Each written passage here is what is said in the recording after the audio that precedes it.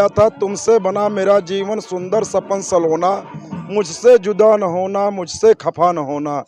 उसी से प्रेरणा लेकर के मैं अपने पत्नी को वहाँ, अगर हम अपनी नारी का सम्मान नहीं करते हैं, अब तो हम दूसरे की बहन बेटियों का सम्मान कैसे करेंगे। दोस्तों नमस्कार। इस समय हम गणेशपुर ग्राम सभा में मौजूद हैं, जहां पर भक्तों का निरंतर तांता लगा हुआ है। कहीं के इस माता जी के जो है दर्शन करने के लिए तमाम श्रद्धालु दूर दराज से आ रहे हैं। और हमारे बीच में देखिए ये भी माता जी का दर्शन करने आए हुए हैं। मैं इन भाई साहब से परिचय जानना चाहूँगा। और मैं बता दूं कि कुछ लोग तो कहते हैं कि भाई ये अंधविश्वास है, लेकिन कहीं कहीं से अगर कुछ शक्ति नहीं होती माता जी की, इतने लोगों के पास इतना फालतू समय नहीं है।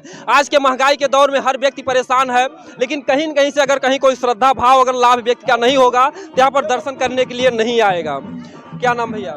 राजेश दिवाकर उपाध्याय। जी जी जी, बहुत ही अच्छी बात है। और मैं बता दूं कि ये भी एक ब्राह्मण कुल से हैं। कहीं कहीं से आप लोग समझ सकते हैं कि हमारे जितने भी कर्मकांड होते हैं, अगर शादी विवाह होना होता है तो इन्हीं से पूछ करके जो है शादी का डेट रखा जाता है। और कृष्ण भगवान ने तो ऐसे ही इनकी महिमा का वर्णन पहले कर दिया कि मानुष में बड़ ब्राह्मण ज्ञानी। तो कहीं कहीं से ज्ञान के मामले में और ये ब्रह्म के ज्ञाता होते हैं, इसलिए इनका नाम जो है मतलब ब्राह्मण कुल से जोड़ा जाता है।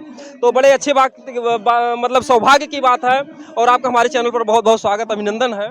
धन्यवाद। तो यहाँ पर कैसे पता चला कि माता जी का यहाँ पर? यही आपके चैनल के माध्यम, सोशल मीडिया के माध्यम से। तो आप लोग समझ सकते हैं कि आप लोग का आशीर्वाद है। जो भी चैनल को देख रहे हैं, आप लोग वीडियो को शेयर करते हैं तो कम से कम लोगों को लाभ मिलता है। तो कैसा लगा दर्शन देखने के बाद? बहुत अच्छा लगा, बहुत बढ़िया लगा। जी जी माता रानी यहाँ पर स्वयं प्रकट हुई हैं। जी जी हम लोगों ने देखा, सुना, देखने के लिए मन में लालसा उत्पन्न हुई।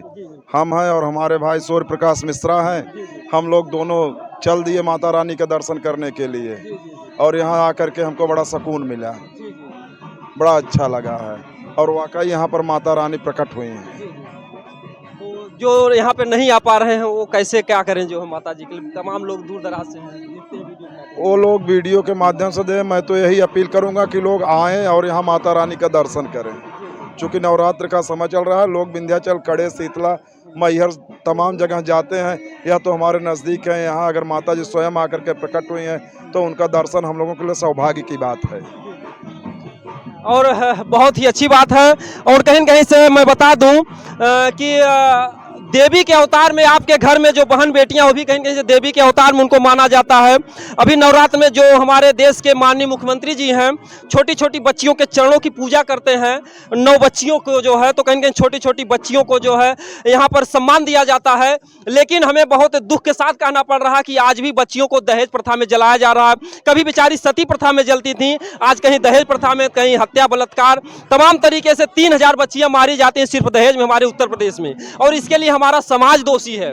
और कहीं कहीं से जो औरतें हैं उनके लिए तमाम सिद्धांत बना दिए गए हैं। करवा चौथ है, तमाम बेचारी क्या क्या व्रत भूखती हैं जो है अपने पति की लंबी उम्र के लिए। माता जी के दरबार में जाती हैं तो वहाँ भी पति की लंबी उम्र के लिए कामनाएं करती हैं कि मैया रानी हमेशा हमको सुहागन बनाए रखना, या जो हमारे सुहाग की रक्षा करना तमाम तरीके से। लेकिन हमारे बीच में जो भैया मौजूद हैं, ऐसे मतलब कि अभी हो रहा था इंटरव्यू, इन्होंने कहा कि मैं भी जो है पत्नी व्रत रखता हूं। तो चलिए थोड़ा सा मैं इनसे जानना चाहूंगा कि आखिर उनका पत्नी के प्रति कैसा व्रत रखते हैं और एक समाज में एक नया संदेश जाएगा। और मैं जो भी देख रहे हैं वीडियो, उनसे कहूंगा कि आप लोग भी पत्नी का सम्मान करें। भैया कैसे जो है क्या करते हैं आप पत्नी के लिए? मैंने धर्मेंद्र की एक फिल्म देखा था, खतरों के खिलाड़ी। उसमें एक गाना आया था, तुमसे बना मेरा जीवन सुंदर सपन सलोना, मुझसे जुदा न होना, मुझसे खफा न होना।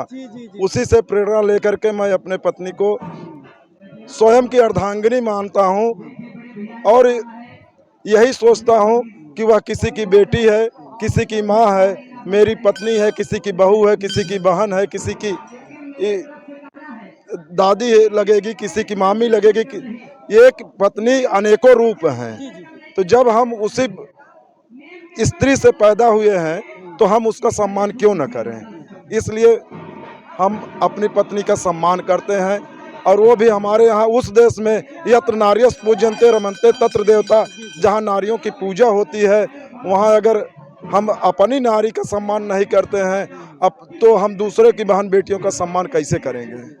इसलिए मैं लोगों से यही अपील करूंगा कि ये जो दहेज रूपी दानव है, इसको एकदम से ख़त्म करें। अरे मैं कहता हूँ कि जो दे रहा है अपनी बेटी अपने कलेजे का टुकड़ा दे रहा है, फिर आप लोग उससे सौदा क्यों करते हैं? सौदा कहाँ से आ गया? शादी विवाह करता है, क्या आप किसी लड़की के अलावा लड़के से तो शादी करेंगे नहीं? जब करेंगे किसी लड़की से शादी करेंगे, तो लड़की से शादी होगी तो क्या उसमें पैसा चाहिए? इसके पहले आपके दादा बाबाओं के ज़माने में क्या पैसा मिलता था, क्या दहेज मिलता था, उसको भी ज़रा ख्याल करके कीजिए। बहुत अच्छी बात इन्होंने जो बात बताई जो है कि दहेज प्रथा तो खत्म होनी चाहिए, कहीं न कहीं से बहुत बड़ा अपराध है। और मैं पुनः आऊँगा इनके पुरानी बातों पर। इन्होंने जो धर्मेंद्र की फिल्म देखी थी, उसमें भैया एक गाना है जो भैया ने बताया कि तुमसे बना मेरा जीवन सुंदर सपन सलोना, कभी मुझसे जुदा न होना, कभी मुझसे खफा न होना। इस गाने को सुनने के बाद जो भी पति पत्नी होंगे एक दूसरे की कीमत समझ में आ जाएगी। और जो इन्होंने बताया कि खतरों का खिलाड़ी, जो भाई नहीं फिल्म देखे हो इस फिल्म को देख लें। अगर उनके जीवन में कोई वैमनस्य होगा, किस तरीके से क्या दर्द होता है। कहीं कहीं जो अर्धांगिनी इसलिए कहा जाता है कि वो आपका आधा अंग है। और भैया जो है बहुत अच्छी बात है किस तरीके का जो भाव है, क्योंकि अब तक तो हमें क्रोध आता था कि भाई देखिए हमारे जो शास्त्र है या जो कुछ भी है ब्राह्मण कुल लोगों ने बनाया है, तो हमें ब्राह्मणों पर गुस्सा आता था कि भैया इन लोगों ने पत्नी के लिए मतलब कि पति के लिए कोई व्रत क्यों नहीं बना कि पत्नी की लंबी उनके लिए कोई व्रत रखें। लेकिन जो इन्होंने एक संदेश दे दिया इससे हमें बहुत संतुष्टि हो गई और कृष्ण भगवान का वो याद आ गया कि मानुष में बड़ ब्राह्मण ज्ञानी। तो कहीं न कहीं से इनका जो ज्ञान है वो बहुत ही ऊंचा होता है। तो भैया जो है जो आजकल के लोग जो है औरतों को मारते पीटते उनको क्या संदेश देना चाहेंगे? ऐसा मतलब कि तमाम मतलब हम लोग रोज जाते हैं, हमारे ही जिले में कम से कम 2-4 बच्चियों को तो रोज मार दिया जाता है, कहीं कहीं दहेज के नाते मारपीट में तमाम लफड़े होते हैं। तो ऐसे लोग क्या संदेश देना, कैसे वो अपना जीवन बिताएं? जो स्वयं बेटी का बाप नहीं होगा वही दूसरी की बेटी को मारेगा, दूसरी की बेटी को कट शब्द कहेगा। जब वह स्वयं बेटी का बाप बनता है तब उसकी अहमियत पता लगती है। बेटी तो सबके घर में है, क्योंकि यह भी मामला आता है कि उसकी नंद ने, उसकी सास ने, उसकी जेठानी ने उसका गला दबा करके मार दिया। बेटियां तो हैं लेकिन जो संस्कार है वो नहीं है। यही हमारी पश्चिमी सभ्यता से जो लोग ग्रसित हैं यही लोग ऐसा करते हैं। बाकी आजकल हम यह सोचते हैं कि जिस लड़की को हम धूमधाम से बारात लेकर के गाजे बाजे के साथ, अतशबाजी के साथ, डीजे बैंड बाजे के साथ ले आ रहे हैं और बाद में हम अगर उसी के साथ दुर्व्यवहार करते हैं तो बताइए उसकी आत्मा पर क्या गुजरेगी। एक समय था जब वह शादी के नाम पर इतना खुश थी कि हमको अच्छा घर भर मिलेगा, हमको अच्छा जीवन साथी मिलेगा, एक माँ छोड़ूंगी दूसरी माँ दूसरे पिता मिलेंगे। लेकिन जब वह घर में जाती है और इस तरह का कुकृत्य होता है, यह समाज के लिए हमारे बहुत बड़ा खतरा है और ऐसा नहीं होना चाहिए। जो हमारा समाज इतना निर्मम हो जा रहा है इसका कारण क्या है? पहले मतलब कि हमारे देश में दया धर्म कहते हैं, जहाँ दया तहाँ धर्म है, जहाँ लोभता पाप। आज लोग दयालुता को क्यों लोग छोड़ रहे हैं? यह केवल शिक्षा के कारण हो रहा है। और लोग अगर स्वयं की माँ और बाप की और बेटी की बहन की इज्जत करना शुरू कर दें तो कभी किसी की बेटी माँ बहन के साथ कोई अभद्रता मैं इस चीज़ का विरोध करूंगा। आप जो कह रहे हैं कि अशिक्षा, क्या शिक्षा अगर लोग शिक्षित हो जाएंगे लोगों में दया आ जाएगी? कुछ ज्ञान आएगा ताकि मैं इस चीज का विरोध करता हूं। इसलिए जब हमारा समाज अशिक्षित था तो लोग दयालु थे, लोग एक दूसरे को पानी पिलाते थे। अगर किसी का बरहा कट जाता था, जो अनपढ़ होता शिक्षित उसके अंदर दया भाव होता था, वो पानी बांध देता था। आज के जमाने में अगर आपकी पाइप फटी मतलब कि जा रहा पानी तो लोग गाड़ियां चढ़ा देते हैं, पैदल नहीं उतरते, जो ईटा लगा रहता उस पर नहीं चढ़ाते, बगल से चढ़ा देते हैं। तो जो शिक्षित समाज हो रहा है इसमें एक सबसे बड़ा कारण है कि शिक्षा का परिवर्तन। पहले पढ़ाया जाता था कि साँझ बराबर तप नहीं, झूठ बराबर पाप, और जाके हृदय साँच है ताके हृदय आप। रूखा सूखा खाए के ठंडा पानी पीऊ और देख पढ़ाई चूपड़ी मत ललचाओ जीव। आज का वो दोहा खत्म कर दिया गया। रामायण के तमाम जो है हिंदी में जो है काव्य में जो दिए जाते थे आज वो सब खत्म हो गए। आज हमारे देश में शिक्षा तो है लेकिन शिक्षा के साथ साथ विनाश हो रहा है। इसका कारण है कि हम अपने बच्चों को अंग्रेज बनाना चाहते हैं, हम अपने धर्म का पालन नहीं करते, हम रामायण गीता का उपयोग नहीं करते, इसलिए दया नहीं आ रही है। शिक्षा तो बढ़ रहा है लेकिन शिक्षा के साथ साथ मैं देख रहा हूँ पाप बढ़ रहा है। जब हम पश्चिमी शिक्षा की ओर जाएंगे तब यह सब आएगा। हम वैदिक शिक्षा की ओर अगर लौटेंगे, अपने बच्चों को यदि हम कॉन्वेंट स्कूल में पढ़ाएंगे, वहाँ हाय हेलो पढ़ाया जाता है, वहाँ किसी का सम्मान करना नहीं सिखाया जाता, किसी का पाँव छूना नहीं सिखाया जाता है। अगर हम अपने वैदिक शिक्षा की तरफ लौटेंगे, अपने प्राथमिक विद्यालय में, जो हमारे गांव का सरकारी विद्यालय है, वहाँ के अध्यापकों से अगर शिक्षा लेंगे तो वह शिक्षा के साथ संस्कार देते हैं। और जो ये कॉन्वेंट स्कूल, इंग्लिश मीडियम के स्कूल खुल रहे हैं, जहाँ बच्चों को सिर्फ हाय हेलो सिखाया जाता है, तो वहाँ फिर कैसे संस्कार आएगा? वहाँ तो संस्कारों का हमारा विनाश हो रहा है। सब पश्चिमी शिक्षा की तरफ भाग रहे हैं। हमें बैक टू वेदास, स्वामी दयानंद सरस्वती ने कहा था बैक टू वेदास, हमें वेदों की ओर लौटना होगा, तभी हमारे संस्कार वापस आएंगे। और आज के ज़माने में शिक्षा और संस्कार, ये अगर हम लॉर्ड मैकाले की शिक्षा ग्रहण कर रहे हैं, अगर हम अपने वैदिक शिक्षा की तरफ आएंगे तो हमने देखा है कि वैदिक शिक्षा में गुरु वशिष्ठ के यहाँ राम लक्ष्मण भरत शत्रुघ्न और निषाद राज सब शिक्षा ग्रहण करते थे और सब एक साथ एक संस्कार में शिक्षा लेते थे। आज हमारे गरीब का बेटा प्राइमरी में जाता है, अमीर का बेटा कॉन्वेंट स्कूल में जाता है, तो जितना अमीर का बेटा कॉन्वेंट स्कूल में जाएगा वो वहाँ संस्कारों का अभाव होगा।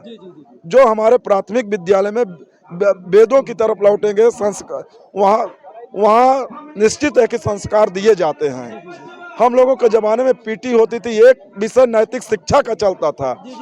आज के ज़माने में श्रवण कुमार तमाम शिक्षा, मतलब उसमें श्रवण कुमार से लेकर के सारे ऋषि मुनियों तक की शिक्षा दी जाती थी।